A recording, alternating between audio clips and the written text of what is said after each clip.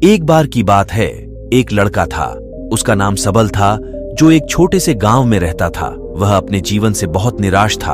उनकी निराशा का कारण यह था कि वह कुछ भी करता, उसमें उसे सफलता नहीं मिलती थी, जिससे वह परेशान था कि अगर मैं कुछ नया करूं तो लोग क्या कहेंगे। उसके माता पिता उसे ताने मारते थे कि तुम्हारे सभी मित्र कुछ न कुछ कर रहे हैं, लेकिन तुम अभी भी घर बैठे हो। दोस्तों के बीच भी अक्सर उनका मजाक उड़ाया जाता था। वह कहीं जाता तो लोग उससे पूछते कि आप क्या कर रहे हैं। उसे यह बताने में भी शर्म आ रही थी। वह कुछ नहीं कर रहा था। धीरे धीरे उसने रिश्तेदारों से मिलना जुलना कम कर दिया और लोगों से मिलना भी बंद कर दिया। वह ज्यादातर समय घर पर ही रहता है। वह अकेला रोता है और भगवान को कोसते हुए अपनी किस्मत को दोष देता है। अब उसे अपना जीवन बोझ लगने लगा था। कभी कभी वह सोचता कि कब वह कुछ करने के योग्य बनेगा, और कभी कभी तो उसके दिमाग में ऐसा ख्याल आता था कि जिन्हें से अच्छा तो मरना ही ठीक रहेगा। इसी बात की उसे चिंता थी। एक दिन वह अपने गांव की एक गली से गुजर रहा था। तभी उसने देखा कि एक उपदेशक दुख और परेशानियों पर उपदेश दे रहे हैं। वह भी उसी भीड़ में सबसे पीछे बैठ गया और गुरु के प्रवचन सुनने लगा। महात्मा कह रहे थे कि दुख एक शिक्षक की तरह है, जो हमें जीवन की सच्चाई दिखाता है और हमें जीने का सही तरीका सिखाता है। आप चाहें तो जिंदगी जीना भी सीख सकते हैं। गुरुजी उपदेश दे रहे थे कि तुम चाहो तो कुछ भी हासिल कर सकते हो, और अगर चाहो तो एक कोने में बैठकर रो सकते हो। इन सभी बातों को सबल ध्यान से सुन रहा था, लेकिन शिक्षक की यह बातें पसंद नहीं आई। उसने खड़े होकर कहा कि कुछ भी सिखाने से दुख दूर नहीं होता, इसमें केवल दर्द होता है। दुख की पीड़ा अनंत है। ऐसा लगता है कि इसके बाद कुछ होने वाला नहीं है, इससे कुछ भी फर्क नहीं पड़ता है। इसके सामने तो मौत भी छोटी लगती है। उपदेशक ने कहा, फिर तुम्हारा दुख क्या है? सबल ने उसके सामने अपनी सारी व्यथा सुनाई और पूछा, मेरे दुख का कोई उपाय है तुम्हारे पास? यह सुनकर शिक्षक मुस्कुराए और बोले, तुम उस दिन मेरे पास आओ जब आपके जीवन में वास्तविक दर्द हो। मैं तुम्हारी समस्या का समाधान अवश्य करूंगा। यह कहकर गुरु वहां से चले गए। सबल ने सोचा, कहीं मेरा दुख नकली तो नहीं है? क्या मैं जिस दर्द से गुजर रहा हूं वह नकली है? मेरा दुख कोई नहीं समझ सकता। जब माँ बाप नहीं समझते तो गुरु क्या समझेगा? उनके दुखों से व्यथित होकर सबल ने एक फैसला लिया कि अब वह कुछ करेगा। सबल ने एक छोटा व्यवसाय शुरू किया, पर उसमें भी उसे सफलता नहीं मिली। वह अपने व्यवसाय में लगा रहा और धीरे धीरे उन्हें सफलता मिलने लगी। फिर उसने गति पकड़ी और केवल 3 साल के अंदर ही वह एक बड़ा बिजनेसमैन बन गया। अब सबल के आसपास ऐसे कई लोग थे जो उसकी परवाह करता था, जो उससे प्यार करता था। अब उनके परिवार के सदस्य भी उसकी तारीफ करते नहीं थक रहे थे। दिन ब दिन उसके मित्रों की संख्या बढ़ती जा रही थी। अब वह अपनी जिंदगी से बहुत खुश था।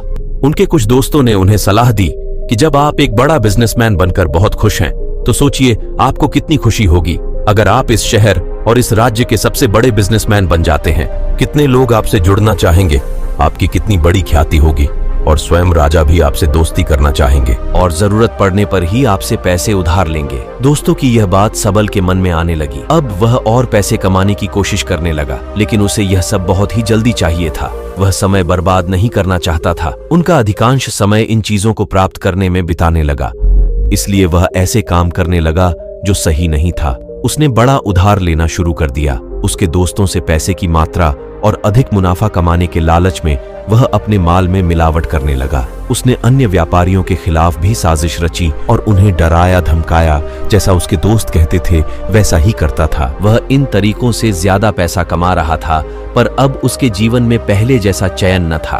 उनके मन की शांति गायब हो गई थी और वह रात को सो नहीं पाता था। वह हंगामे में रहता था। वह सब कुछ पाकर भी उन्हें किसी चीज में सुख नहीं मिल रहा था। इस प्रकार सबल ने अपनी सारी समस्याएं गुरु को बता दी। गुरु ने कहा, जब तुम पहली बार मुझसे मिलने आए थे तब भी तुम किसी दुख में थे। आपने उस दर्द से क्या सीखा? सबल ने कहा कि सिर्फ सोचने और चिंता करने से कुछ नहीं होता। आपकी दृष्टि को सच करने के लिए यह कार्रवाई करता है, और सिर्फ काम करने से कुछ नहीं होता, परिणाम भी मिलना चाहिए। जब आपको लगता है कि आपका लक्ष्य हासिल नहीं होने वाला, तब राह में चाहे कितनी भी मुश्किलें आ जाएं, मन कितना भी निराश क्यों ना हो, कितना भी लगता हो कि अब कुछ नहीं होने वाला है, तभी विश्वास करें, मैं जो भी कर रहा हूं उसमें अवश्य सफल होऊंगा। लोग केवल सफल लोगों का सम्मान करते हैं।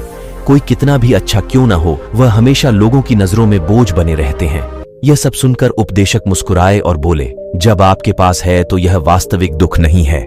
अपने जीवन में वास्तविक दुख आए तब मेरे पास आओ, मैं उसे ठीक कर दूंगा। सबल ने जाते समय साधु को सोने के सिक्कों से भरा घड़ा भेंट किया। घड़े को देखकर गुरु ने कहा कि यह मेरे किसी काम का नहीं है, उस पेड़ के नीचे गड्ढा खोदकर गाड़ दो। सबल ने घड़े को पेड़ के नीचे दबा दिया, जैसा कि गुरु ने बताया, और वहां से चला गया।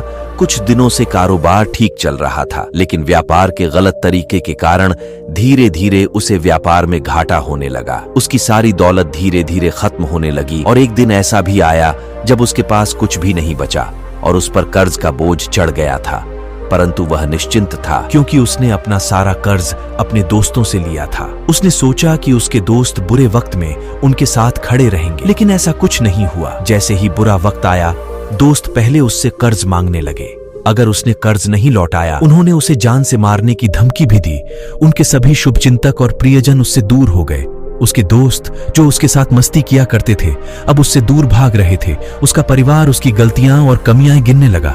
उनकी सारी संपत्ति नीलाम कर दी गई और उसके पास कुछ भी न बचा। जब उसने अपने पिता से मदद मांगी, पिता ने कहा कि मेरे पास थोड़ी सी संपत्ति है, मैं तुम्हारी माँ को क्या रहूंगा। अगर मैं तुम्हें दे दूं तो हम और तेरी माँ कहाँ पे रहेंगे। नहीं, मैं तुम्हारी कोई सहायता नहीं कर सकता। सबल के मन में गहरा दुख छा गया। उसके आसपास कोई नहीं था जो उनके दुख को समझ सके, जो उसे संभाल सके। जनता के इस विश्वासघात के कारण वह अंदर से टूट चुका था। वह सोचने लगा कि अब जीने का क्या मतलब है, अब मौत ही मेरा सहारा है। वह आत्महत्या करने के लिए पहाड़ी पर जा रहा था। तब से उसे याद आया कि उस शिक्षक ने उससे कहा था, मेरे पास आओ जब तुम्हारे जीवन में वास्तविक दुख हो। सबल गुरु के पास गया और अपनी सारी व्यथा सुनाई। आंखों में आंसू लिए उसने कहा, हे गुरुजी, मेरे दुख का निवारण कीजिए। गुरु ने कहा, जब जीवन में असली दुख होता है तब मेरे पास आ जाना, मैं इसे जरूर ठीक करूंगा। सबल ने कहा कि ये क्या हो रहा है, मेरी जिंदगी में अभी दुख नहीं है तो आखिर असली दुख क्या है। गुरुजी ने फिर वही बात सबल से कहा कि पहले आप मुझे बताओ, आपने अपने दुख से क्या सीखा। सबल ने कहा कि मैंने वह सीखा, जो लोग हमारे जीवन में आते हैं वह हमारी सफलता और प्रगति के कारण वो हमें धोखा जरूर देंगे, क्योंकि बुरे समय में वे हमारे साथ नहीं खड़े होंगे। वे अच्छे समय में ही हमारा फायदा उठाएंगे और बुरे समय में हमें छोड़ देंगे। उन लोगों पर ही भरोसा करें जो हमारे बुरे समय में हमारे साथ खड़े रहते हैं। लेकिन ऐसे लोग बहुत कम होते हैं, लेकिन जिनके पास है उन्हें उनकी सराहना करनी चाहिए, उनका अपमान नहीं करना चाहिए। हमें कभी भी किसी के खिलाफ साजिश नहीं रचना चाहिए। अपना काम ईमानदारी और धैर्य से करें और कभी लालची मत बनो। अपने सारे दुख दर्द और अनुभव बयां करने के बाद सबल गुरुजी के सामने आंखों में आंसू लिए बैठ गया। कुछ देर बाद साधु उठे और पेड़ के नीचे एक गड्ढा खोदा और घड़ा निकाल लिया। गुरुजी ने वही घड़ा उसको दिया जिसको सबल ने कुछ महीनों पहले गुरुजी को देने आश्रम आया था, जो सोने के सिक्कों से भरा हुआ था। उसने सबल को देकर कहा, मेरे पास आओ जब तुम्हारे जीवन में वास्तविक दुख हो। सबल ने अपने शिक्षक को धन्यवाद दिया और उसे प्रणाम करके चला गया। उस पैसे से उसने एक छोटा सा व्यवसाय शुरू किया। अब वह छोटा व्यापारी बनकर भी खुश है। उसने पूरी लगन और ईमानदारी से कारोबार किया। जल्द ही वह अपने शहर का एक बड़ा व्यापारी बन गया। जीवन में दुख जरूर आता है। सबल ने कहा कि आपने मेरे असली दुख का समाधान कर दिया। आपका बहुत बहुत धन्यवाद। अब से मैं खुद को समेटने, खुद को तराशने की कोशिश करूंगा। गुरुजी ने कहा कि मानव शरीर में बहुत ऊर्जा और शक्ति है, लेकिन यह फालतू के कामों में बंटा हुआ है, बेकार की बातों में लगा हुआ है। ये एक बहुत ही शक्तिशाली मशीन की तरह है। एक बच्चे के हाथ में रखा जा रहा है और वह बिना सोचे समझे अपनी शक्ति बर्बाद कर रहा है और बिना किसी नियंत्रण के। इसीलिए इस शक्ति पर ध्यान दें, अपनी चेतना, और इसे इकट्ठा करें। सबल को अपने प्रश्नों का उत्तर मिल गया। उसने अपने गुरु का शुक्रिया अदा किया और चुपचाप चला गया। दोस्तों, उम्मीद है आपको यह कहानी पसंद आई होगी। अगर आपको यह कहानी पसंद आई हो तो वीडियो को लाइक कर चैनल को सब्सक्राइब कर देना।